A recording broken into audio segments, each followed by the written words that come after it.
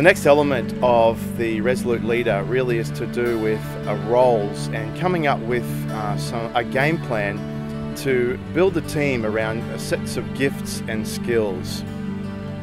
Mother Teresa said, I can do things you cannot, you can do things I cannot, together we can do great things.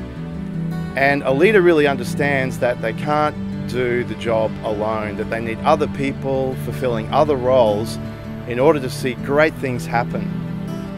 And as Jethro coached Moses, this is really what Jethro was teaching Moses, that you can't do all of this, Moses, you need other people to help. And so Moses created other opportunities for other leaders to use their gifts and to fulfill other roles. For an emerging leader who's going to lead a team, one of the important things is for you to understand, well, what is my role going to be, at least in the initial phases, in the initial years perhaps, of this mission that I'm going to lead. And in the chapter, what I do is encourage you to begin to understand yourself and the part that you can play, and probably uniquely play, as the leader of your team. So, know your own role is what I talk about at the start of this particular chapter, and it's very practical. I give you ways to think about this and exercises you can do to explore this. So Moses was to know what he was to do. Jethro, actually, if you read Exodus chapter 18 carefully, gave Moses a role description. He said, Moses, you do these 4 things. Check it out for yourself. You'll see that what I'm saying is true. You do these 4 things, Moses, and then let others do other things. And so what I want to encourage you to do is to think about what your role will be, and then to build a team around you, a team to complement you, to help you to lead and to lead well. So it starts with knowing your own role. And once you feel confident that you understand what it is that you can do, the next thing to do is to start to design a team around that.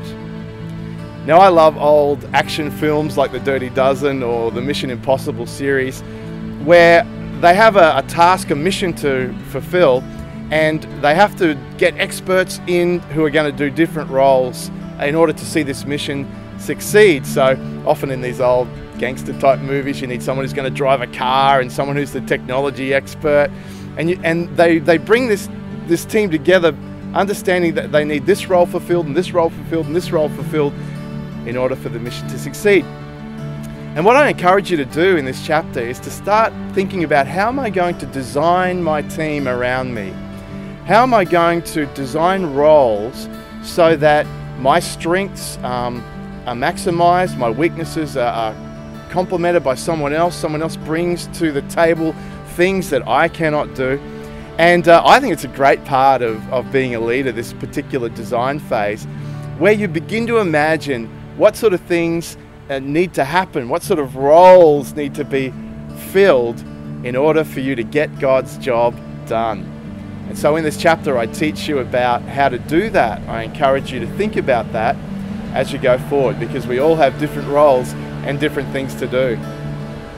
Behind me is a bridge and some stairs. You can see that there, I guess, and it's kind of all bolted together. There are all sorts of components. There was the design phase, and then they had to get all the different bits and pieces and put them all together.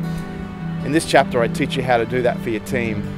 And once you understand the kind of things you're going to need, the kind of roles you're going to need fulfilled to get the job done, then you're ready to start recruiting people, great people who know what they're going to do to help you get that mission fulfilled.